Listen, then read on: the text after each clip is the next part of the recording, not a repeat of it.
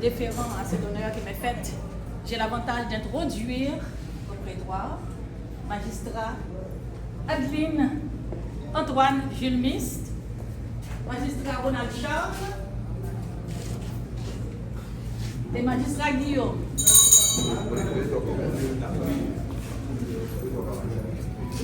Nous voyons ma vote. Ça va, merci.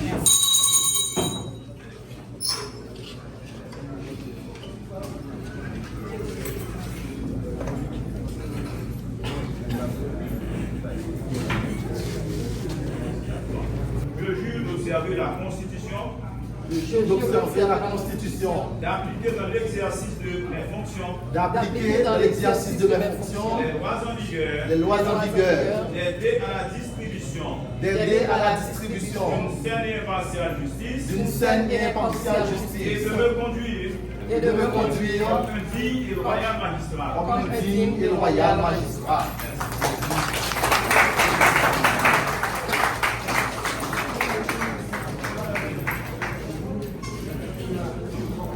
Par lettre en date des 13 et 24 octobre 2025, le Conseil supérieur du pouvoir judiciaire m'a chargé d'une mission importante et solennelle: recueillir la prestation de serment de 3 magistrats,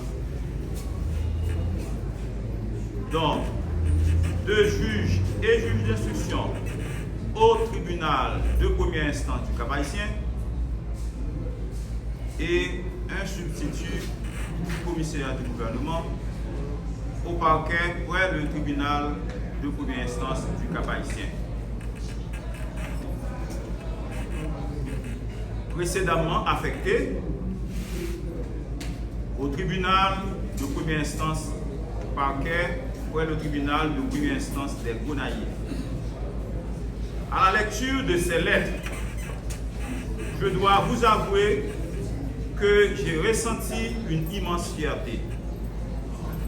Oui, une fierté profonde, car ce geste traduit la confiance que le CSPJ place dans notre institution. Mais, mesdames et messieurs, la joie a été mêlée à la réflexion. En effet, lors de la publication du procès-verbal de certification, notre juridiction a été frappée par un coup dur: la non-certification simultanée de 2 magistrats. Cette décision a laissé un vide considérable, un vide qui n'est pas sans incidence sur le fonctionnement quotidien du tribunal.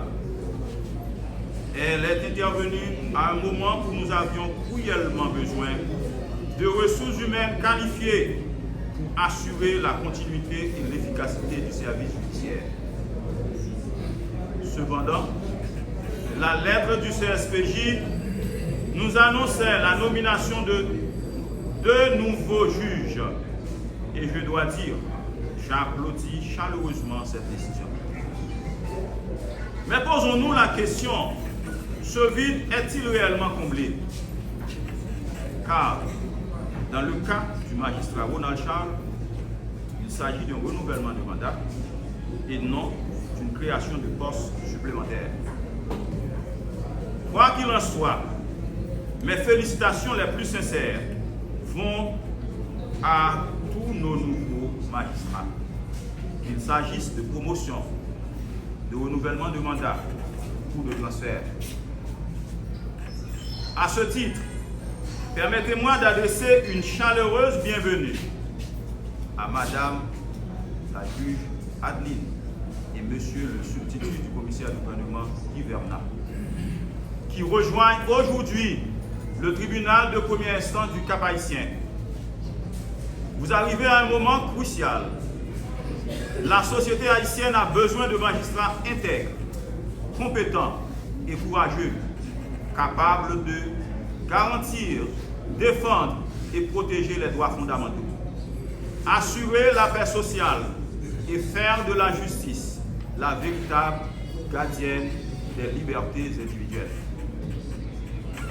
Car, souvenons-nous toujours que la lutte contre l'impunité va de pair avec le respect des droits fondamentaux. Heureusement, notre système judiciaire repose sur 3 organes complémentaires. 1. L'organe de poursuite incarné par le commissaire du gouvernement. 2. L'autorité d'instruction représentée par le juge d'instruction. 3. L'autorité de jugement qui statue sur la culpabilité. Je ne prétends pas vous enseigner la procédure pénale. Vous êtes tous des praticiens expérimentés. Magistrat Ronald, déjà 8 années de carrière. Magistrat Adeline, avec 8 années d'expérience. Magistrat Guy Bernard, comptant 10 années de service dans la magistrature. Je souhaite simplement vous rappeler l'essence de vos rôles. Le commissaire du gouvernement est l'acteur central de la poursuite. Il représente la société, défend l'ordre public, décide du déclenchement des poursuites, dirige les enquêtes de police, requiert l'application de la loi et interjette appel des décisions. Son rôle est strictement encadré par le Code d'instruction criminelle. Le juge professionnel, quant à lui, s'est accordé une égale audience aux demandeurs et aux défendeurs. Rechercher la vérité avec impartialité et ne se prononcer qu'avec prudence lorsque les preuves font défaut. Il fonde ses décisions sur des principes légaux, solides et des convictions profondes, loin des impressions et des pressions extérieures. La doctrine répertorie classiquement 3 catégories d'actes susceptibles d'être entrepris par le magistrat instructeur, à savoir les actes relevant de son pouvoir d'investigation. Ils concernent strictement le recueil des éléments de preuve. Les actes relevant de son pouvoir de coercition. Ils sont par nature susceptibles de porter atteinte aux libertés de la personne poursuivie. Les actes relevant de son pouvoir de juridiction, tels les ordonnances juridictionnelles qui traduisent une décision écrite rendue par le juge dans la conduite de l'information. Le juge d'instruction est un magistrat du siège chargé des enquêtes judiciaires dans les affaires pénales les plus graves ou les plus complexes. L'article 7 du décret de la loi du 26 juillet 1979 sur l'appel pénal précise: le juge instructeur saisi d'une affaire a un délai de 2 mois pour en mener l'instruction et communiquer les pièces de l'information au ministère public, et un délai de 2 mois pour l'émission de l'ordonnance de clôture, ce sous peine de prise à partie. Le ministère public devra, sous peine de prise à partie, conclure définitivement dans les 5 jours de la réception des dossiers. Faute par le juge instructeur de pouvoir se conformer au délai imparti, il devra justifier sans retard, par ordonnance spéciale, à communiquer dans les 24 heures au doyen du tribunal et au ministère public. Si il en est ainsi, pourquoi tous ces détenus, dont la plupart des dossiers se trouvent au cabinet d'instruction, attendent 1 an, 2 ans et même plus avant l'ordonnance de clôture du cabinet d'instruction? 6 mois, 1 an et même plus avant la rédaction du réquisitoire définitif. Maintenant, mesdames et messieurs, chers collègues, la tâche est grande, le défi immense.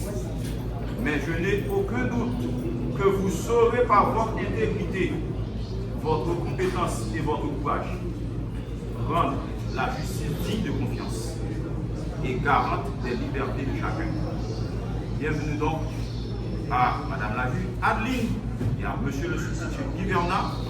Que votre action au sein de cette juridiction contribue à la paix sociale, à la justice et au respect de l'état de droit. Merci. Napoléon Bonaparte écrit du cœur de ce bonhomme, car derrière lui traîne trop de pouvoir. Le droit haïtien, tiré du droit français, reconnaît aussi le pouvoir de ce puissant magistrat, appelé aussi juge des mandats. En matière de crime, sa compétence se révèle indispensable. Selon la loi du 26 juillet 1979, sur l'appel pénal haïtien, limite le temps d'instruction à 3 mois, dont 2 mois pour instruire l'affaire qui lui est confiée par l'ordonnance de désignation du doyen et 1 mois pour rendre son ordonnance de clôture.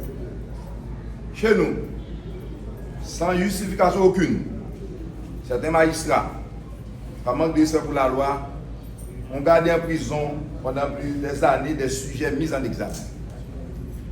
Du regard à la loi, à la déontologie, à l'éthique, le barreau de Cap haïtien, qui est celui de Maître Prestel de Sorte, de Maître Chanel Léo, de Maître Claude Eustache, de Maître Bolivar Delca, de Maître Toussaint Sylvestre, de Maître Kénon Séligou, de Maître Léopold, et j'en passe, ne peut tolérer aucunement l'intolérable.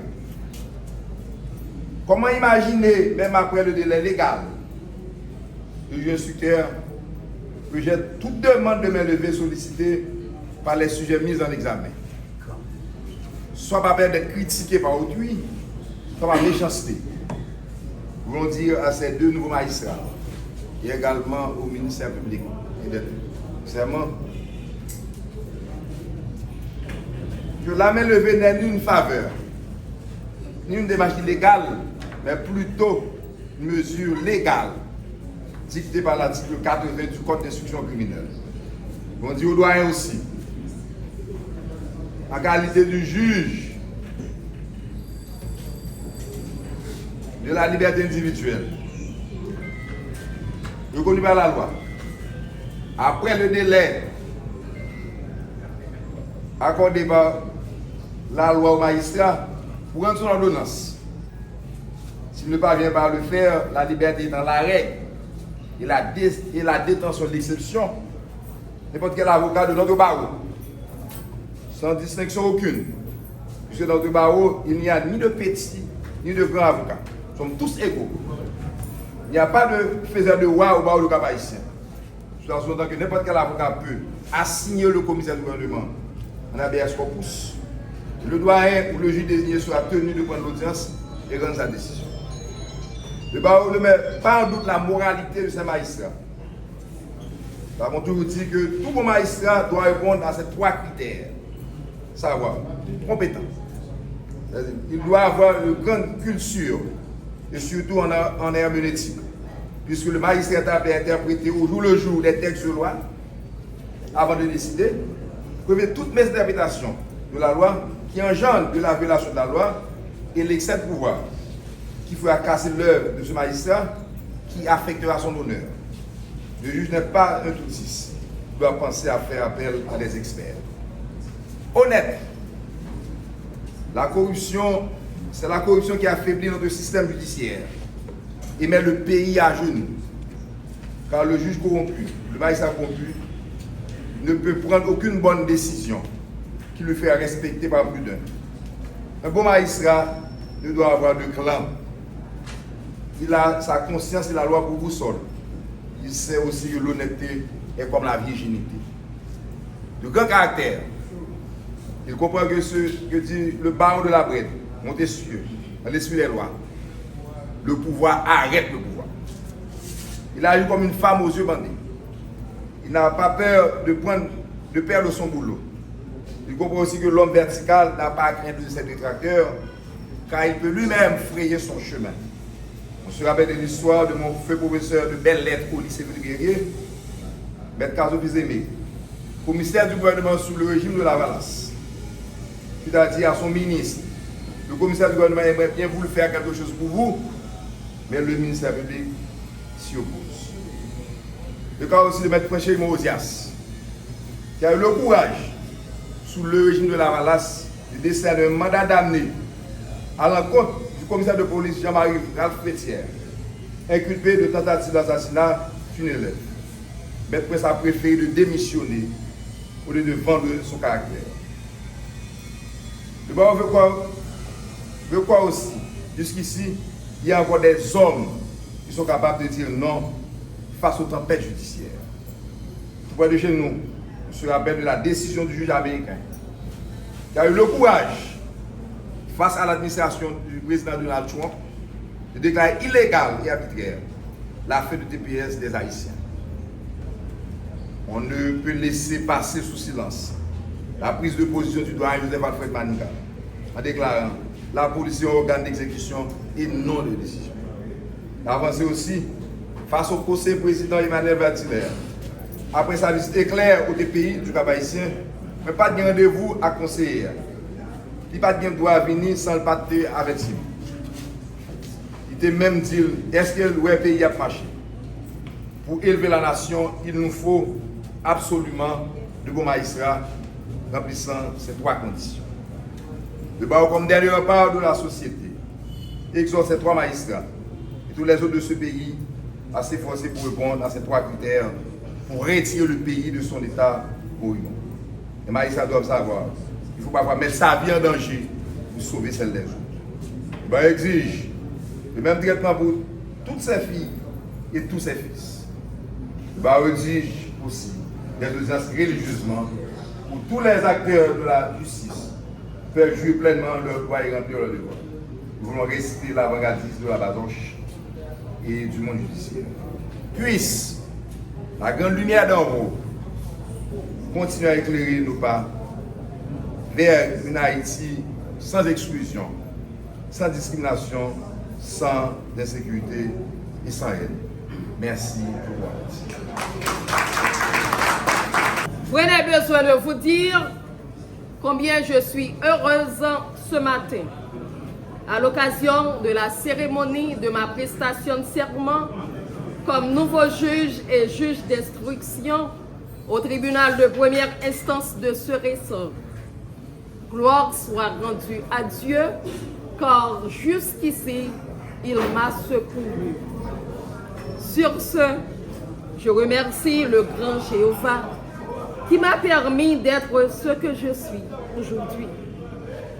Mes remerciements s'adressent aussi aux honorables présidents et membres du CSPJ qui m'ont octroyé un avis favorable auprès des membres de l'exécutif qui n'ont pas pris du temps pour réagir en ma faveur.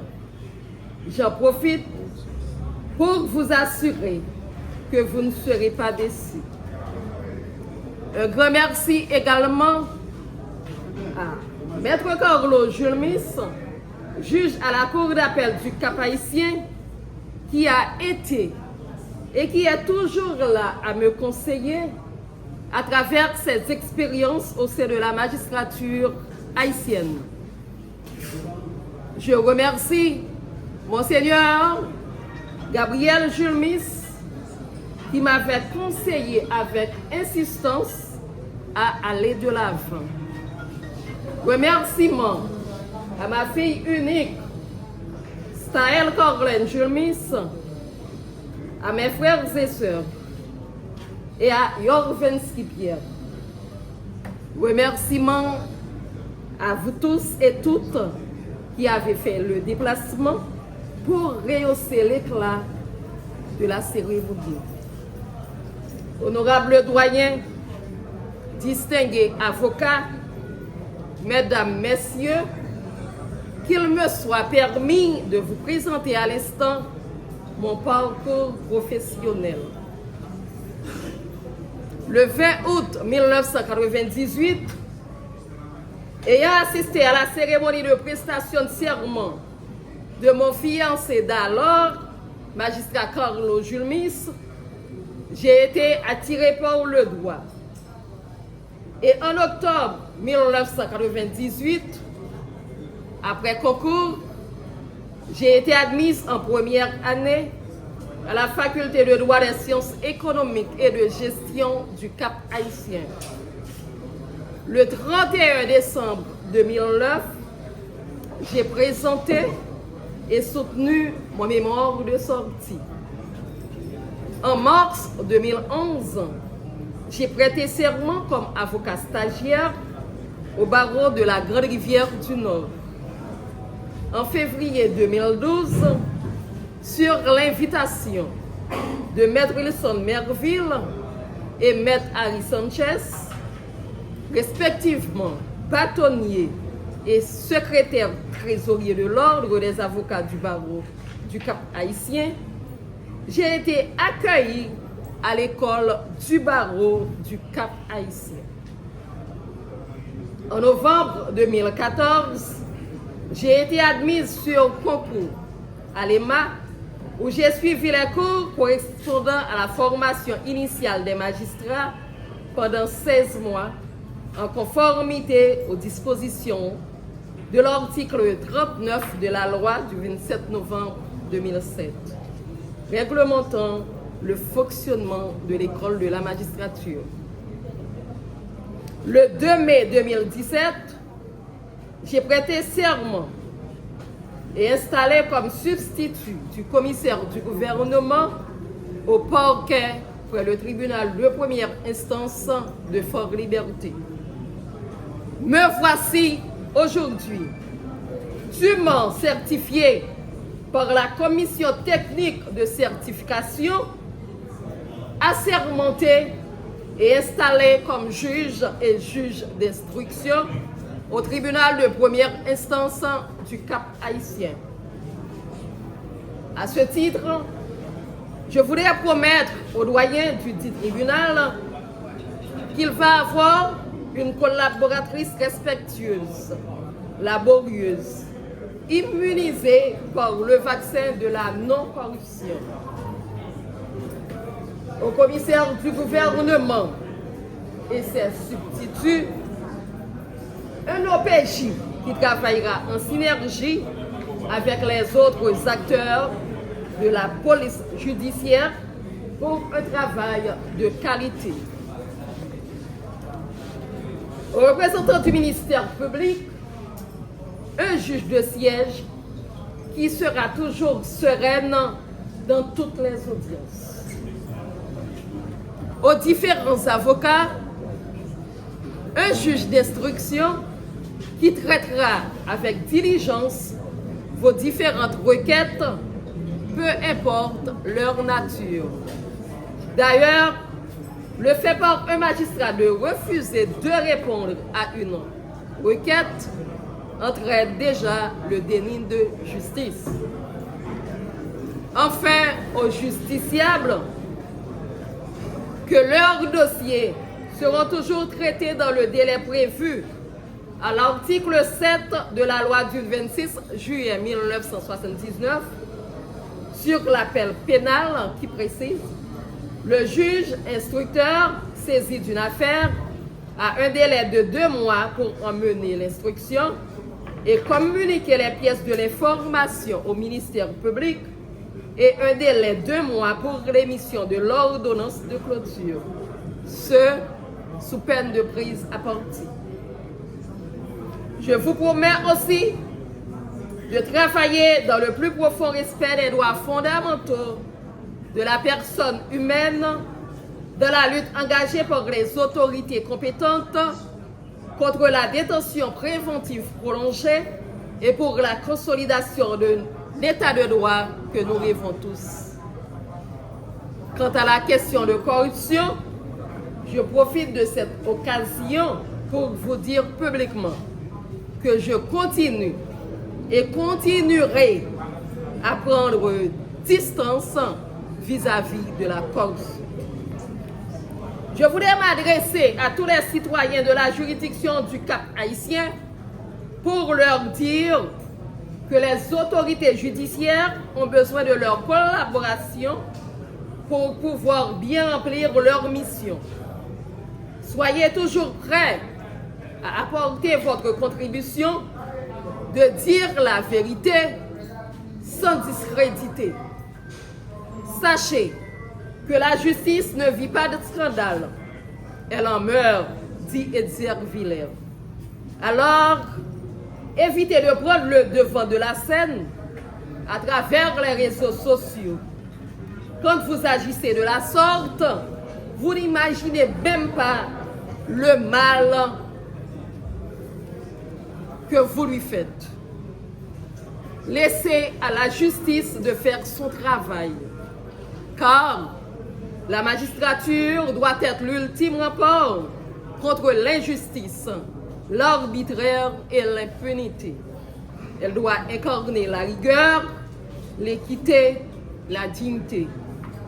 Sans une magistrature indépendante, intègre et respectée, il n'y a point d'état de droit, point de société apaisée. Je vous remercie.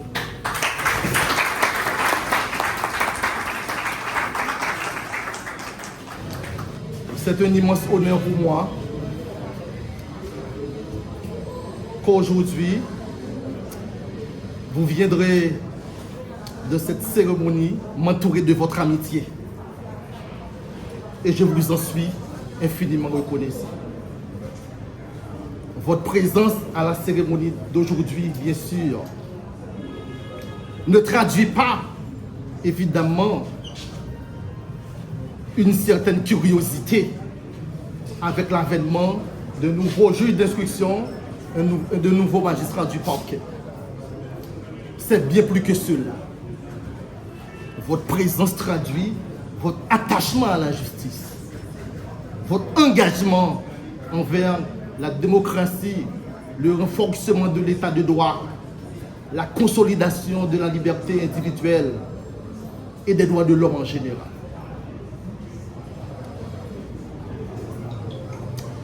Ça fait 8 ans depuis que je fasse partie du corps judiciaire en tant que juge de siège, d'abord au tribunal de première instance de Fort-Liberté et en tant que juge et juge d'instruction.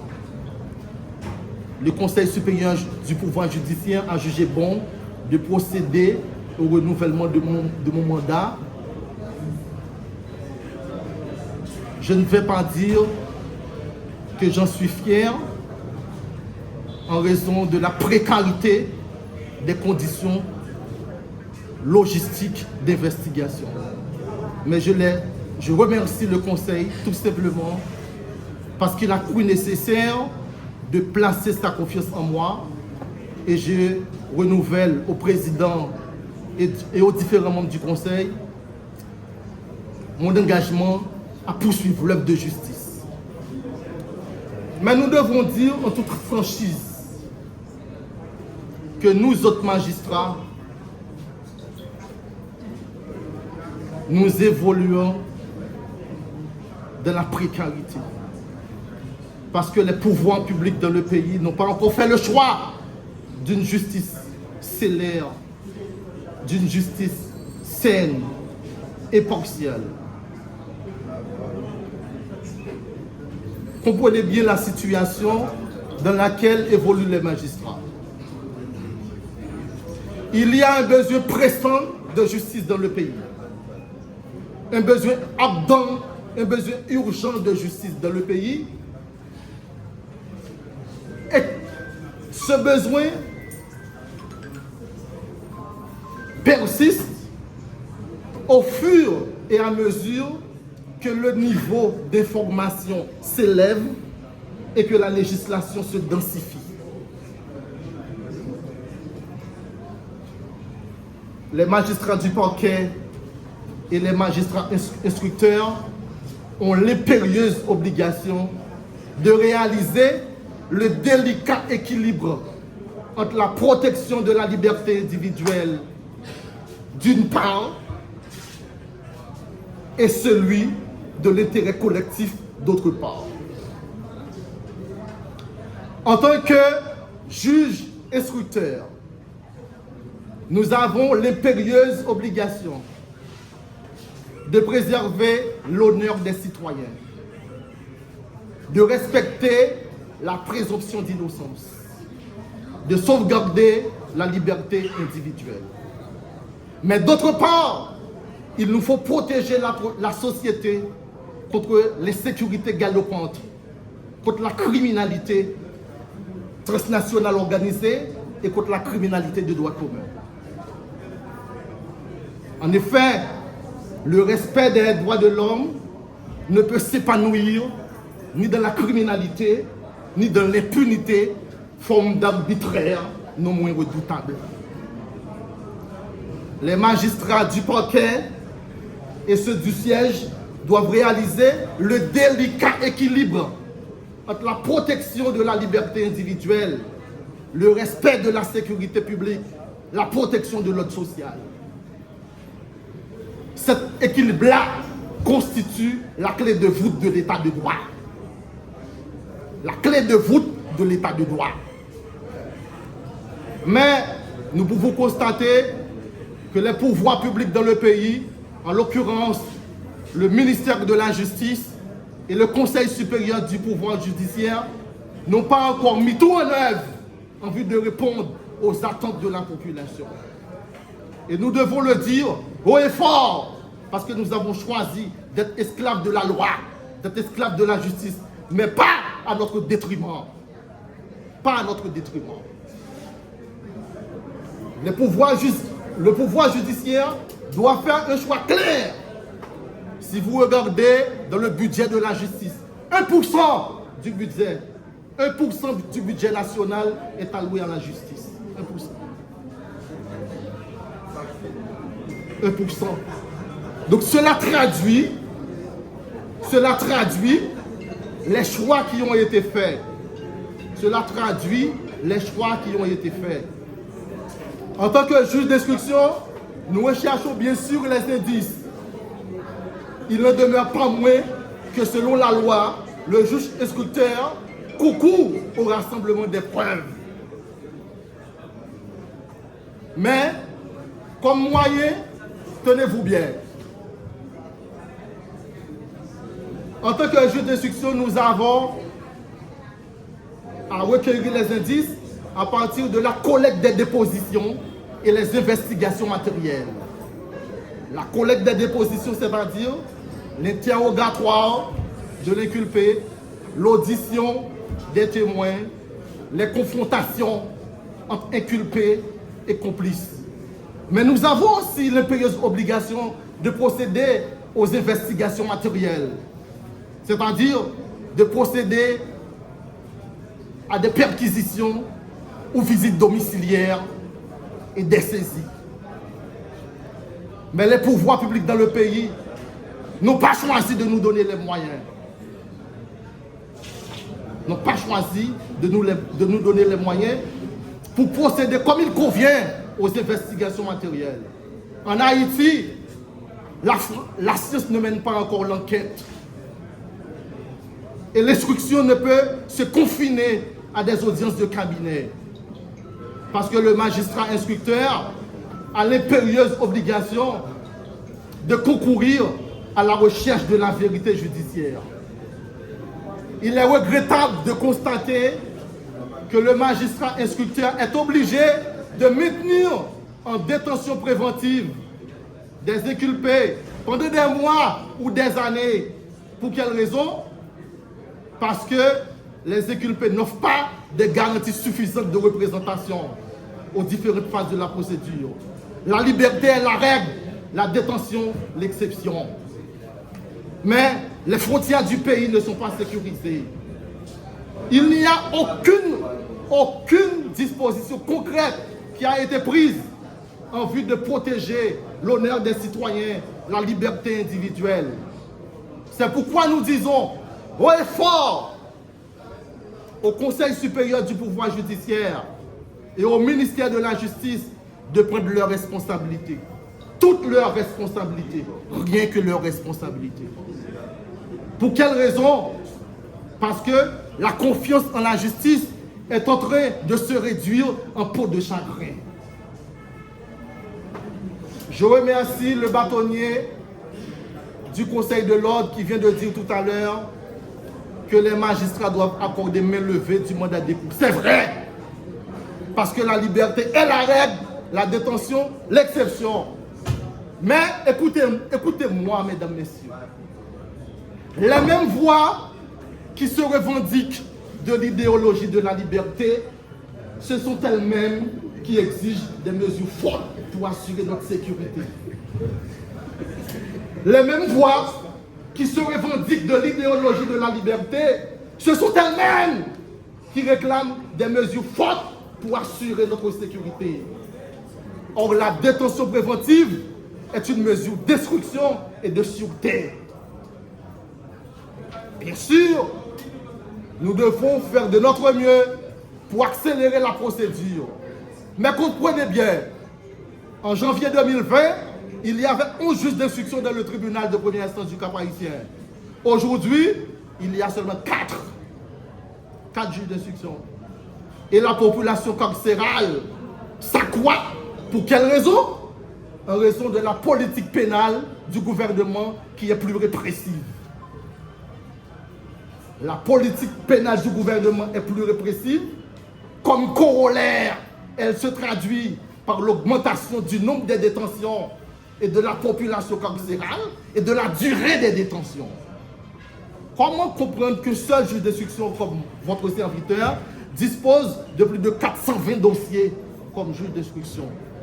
420 dossiers comme juge d'instruction. Il est juge de siège. Il est juge de siège et pendant plusieurs fois, il était doyen AI du tribunal de première instance du Cap-Haïtien. Nous disons et nous rappelons à tous les magistrats du parquet, nous félicitons d'abord les magistrats du parquet et nous leur rappelons la nécessité de continuer de collaborer avec nous, comme ils l'ont fait d'ailleurs, en vue d'accélérer la procédure, parce que nous autres, au niveau du cabinet d'instruction, nous avons de nombreux réquisitoires.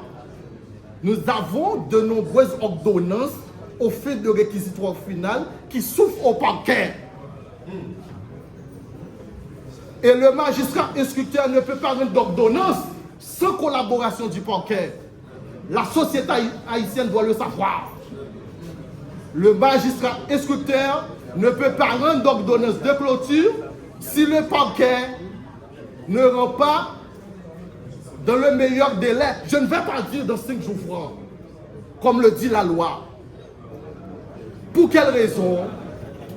Parce que nous ne pouvons pas prendre à la lettre l'article 7 de la loi du 26 juillet 1979 sur l'appel pénal qui fixe le délai du juge d'instruction à 2 mois pour mener l'instruction et 1 mois pour une ordonnance de clôture.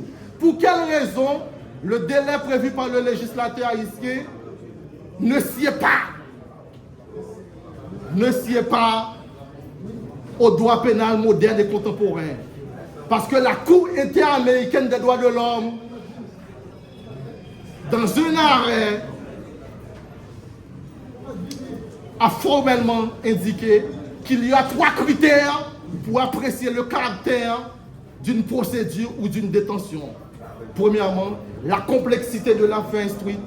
Deuxièmement, la conduite de l'intéressé face à la procédure. Troisièmement, la conduite du magistrat.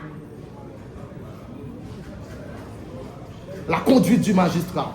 En raison de la complexité de l'affaire instruite et de l'activité trop fournie du magistrat instructeur, il est inconcevable que vous vous attendiez à ce qu'il termine l'instruction dans le délai de 2 mois s'il ne veut pas bâcler la procédure.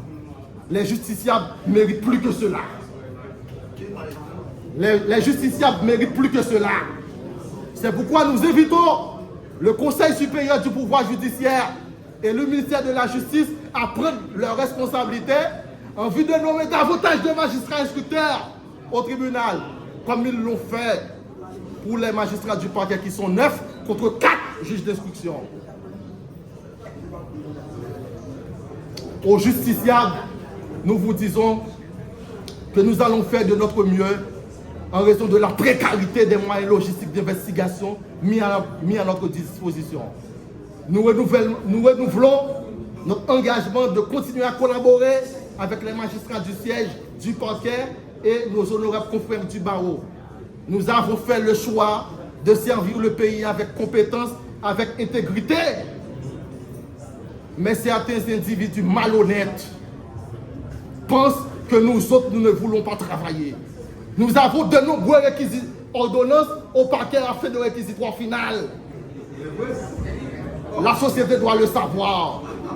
Donc, une campagne tend à nous discréditer parce que certains savent pertinemment que nous n'avons pas fait le choix de la corruption. Certains savent pertinemment que nous n'avons pas fait le choix de la corruption. Ils tendent à nous discréditer comme quoi nous ne voulons pas travailler. Alors que nous sommes 4 juges d'instruction contre une population carcérale de plus de 1000 détenus et de nombreux de nos dossiers sont en souffrance au parquet du tribunal de première instance du Cap-Haïtien. Nous tenons en cette cérémonie d'aujourd'hui à le rappeler parce qu'il y va de l'avenir de la liberté individuelle, de l'avenir des droits de l'homme et de l'avenir de la démocratie dans le pays. Je vous en remercie.